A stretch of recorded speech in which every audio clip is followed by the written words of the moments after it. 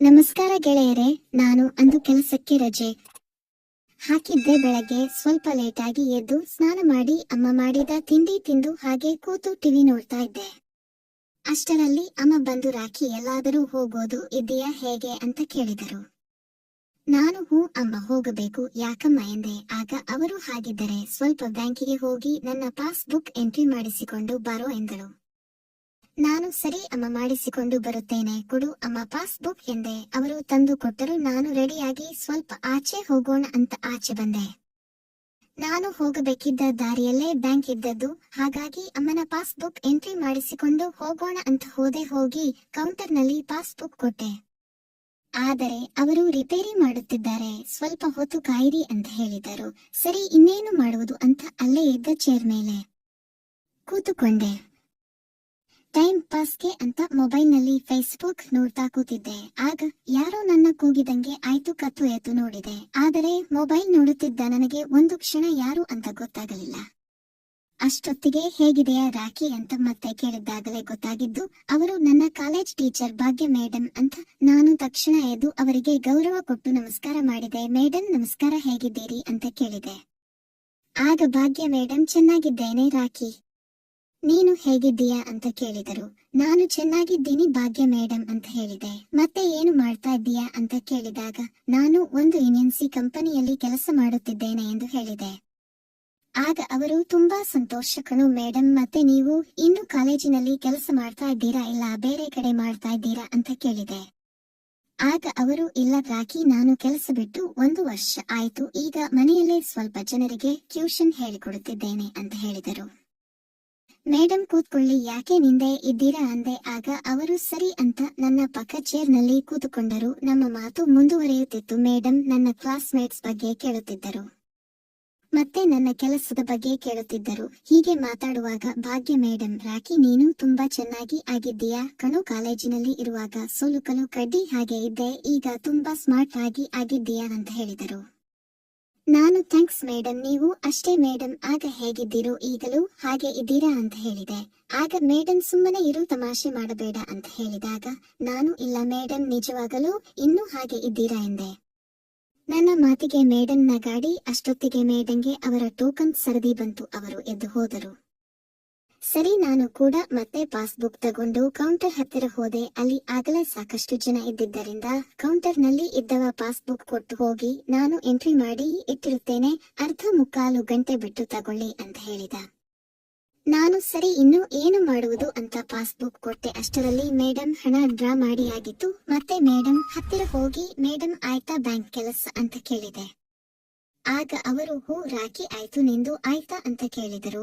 ನಾನು, ಇಲ್ಲ madam, passbook entry ಇನ್ನೂ ಲೇಟ್ ಆಗುತ್ತೆ ಅಂತೆ, ಅರ್ಧ ಗಂಟೆ ಬಿಟ್ಟು ಬಂದು ತಗೊಳ್ಳಬೇಕು ಎಂದೆ. ಆಗ ಅವರು, ಹೂ ಸರಿ, ಹಾಗಿದ್ರೆ ಮತ್ತೆ ಏನು ಸಮಾಚಾರ ಅಂತ ಕೇಳಿದರು.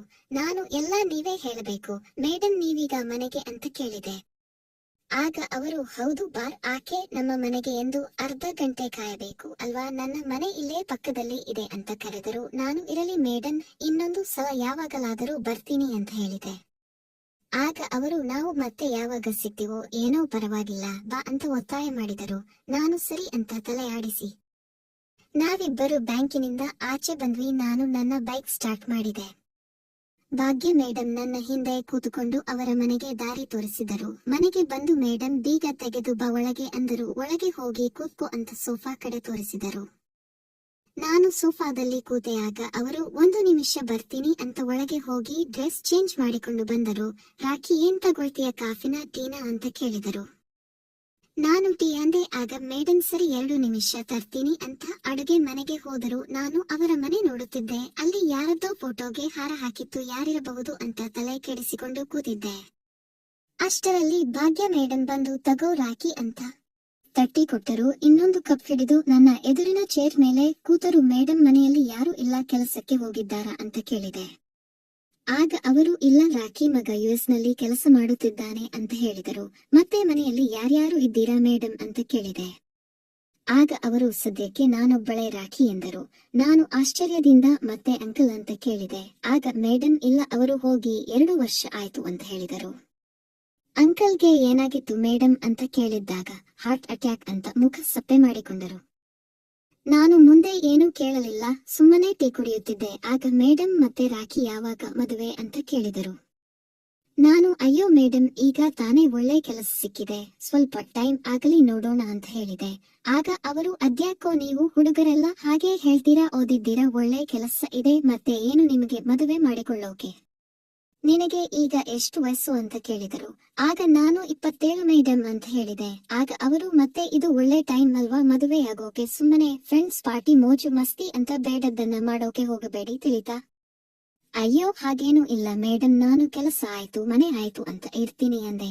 ಆಗ ಅವರು ನನಗೆ ಗೊತ್ತಿಲ್ವಾ ನಿಮ್ಮ ಹುಡುಗರ ಕತೆ ಅಂತ ಸ್ಮೈಲ್ ಕೊಟ್ರು. ನಾನು ಸುಮ್ಮನೆ ಟೀ ಕುಡಿತಾ ಕೂತಿದ್ದೆ. ಯಾಕೋ rakhi girl friends love give ಏನೂ ಇಲ್ವೇನೋ ನಿನಗೆ ಅಂತ ಕೇಳಿದರು. ಆಗ ನಾನು ಇಲ್ಲ ಮೇಡಮ್, ಅದೆಲ್ಲ ನಮಗೆ ಎಲ್ಲಿ ಇದೆ ಭಾಗ್ಯ. ಆಗ ಅವರು ಯಾಕೋ ಹಾಗೆ ಹೇಳ್ತೀಯಾ, ಏನಾಗಿದೆ ನಿನಗೆ, ಒಳ್ಳೆ ಮೈಕೈ ತುಂಬಿಕೊಂಡು ಬಾಹುಬಲಿ ತರ ಇದೆಯಾ ಅಂತ ನಗುತ್ತಾ ಹೇಳಿದರು.